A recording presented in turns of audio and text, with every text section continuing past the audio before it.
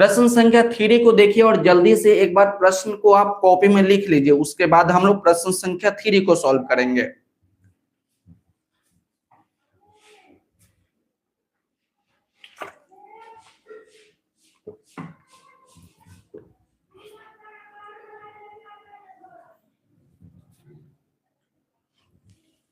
प्रश्न संख्या 3 में आपको दिया गया कि साइन ए बराबर 3/4। साइन ए बराबर कितना दिया गया है कि साइन ए बराबर दिया गया है, याद रखिएगा कि प्रश्न संख्या 3 है कि साइन ए बराबर दिया गया है 3/4। तो बोला है कि कॉस ए का मान निकालिए और टैन ए का मान परिकलित करे। परिकलित करे या ज्ञात करे या निकाले, तीनों एक ही बात है, इसलिए घबराइए नहीं। कि साइन ए बराबर दिया गया है 3/4, तो कॉस ए का मान निकालना है और टैन ए का मान निकालना है कि क्या होगा। तो सबसे पहले हम लोग लिखेंगे हल। सबसे पहले लिखेंगे हल और यहाँ पर दिया गया है कि साइन ए बराबर आपको दिया गया है 3/4। साइन ए बराबर क्या दिया गया है? साइन ए बराबर आपको दिया गया है 3/4। तो क्या आपको साइन का फॉर्मूला याद है? तो आप कहिए कि हाँ सर, फॉर्मूला तो हमको बहुत अच्छे तरीका से याद है।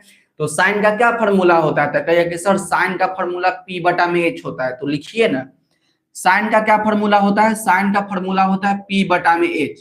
तो याद रखिएगा बाबू कि ऊपर वाला का ऊपर वाला मान, नीचे वाला का नीचे वाला मान, यानी H का मान आपका 4 हो जाएगा और P का मान कितना हो जाएगा? P का मान आपका हो जाएगा 3। तो लिखिए यहाँ पर P का मान कितना है? तो P का मान आपका 3 है। H का मान कितना है? तो H का मान आपका 4 है।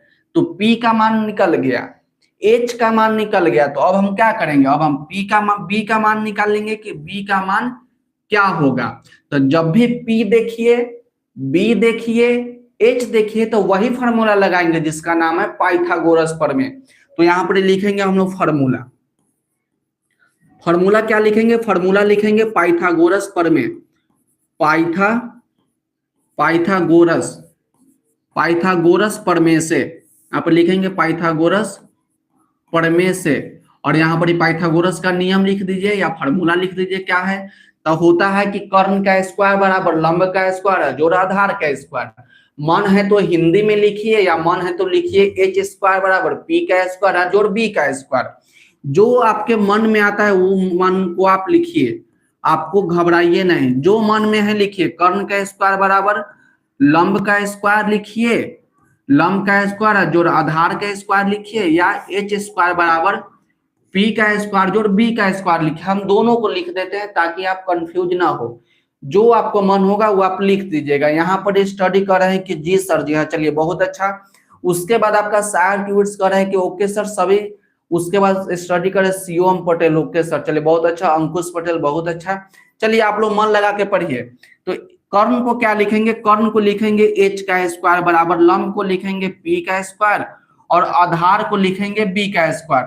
हम लोग फॉर्मूला इतना बार ना लिखेंगे ना कि आपको अच्छे तरीका से याद हो जाएगा। याद भी ना करिएगा तो आपको याद हो जाएगा। ये तो याद हो गया होगा कि H² बराबर P का स्क्वायर जोड़ B का स्क्वायर। तो H का मान देखिए कितना है, तो आपको मान निकालना है B का। तो B का भी फॉर्मूला यहां से निकाल सकते हैं। तो B को यहीं रख लेंगे। तो जब B को यहीं रख लीजिएगा तो क्या होगा? H² यहां रहेगा और P² को इधर भेज देगा, यानी प्लस में है तो माइनस में भेजेगा। तो माइनस में आपका P² हो जाएगा। तो B² बराबर हो जाएगा H² माइनस P²। अब मान बैठा दीजिए कि B² बराबर कितना हो जाएगा?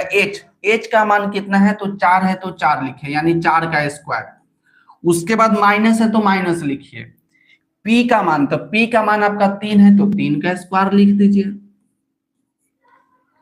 B² बराबर कितना हो जाएगा? 4 का स्क्वायर आपका 16 हो जाएगा, 3 का स्क्वायर आपका 9 हो जाएगा।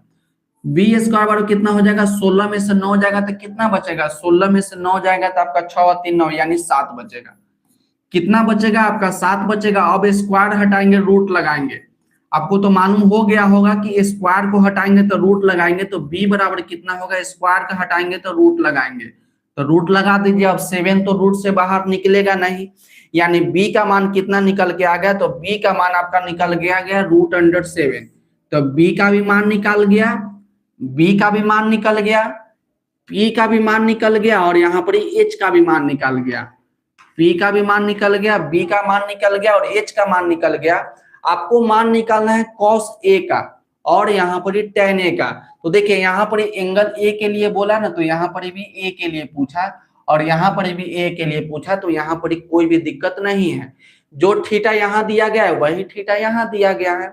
आपको मान निकालना है कि cos A बराबर क्या होगा। cos A बराबर क्या होगा, तो cos का फॉर्मूला आपको याद होना चाहिए।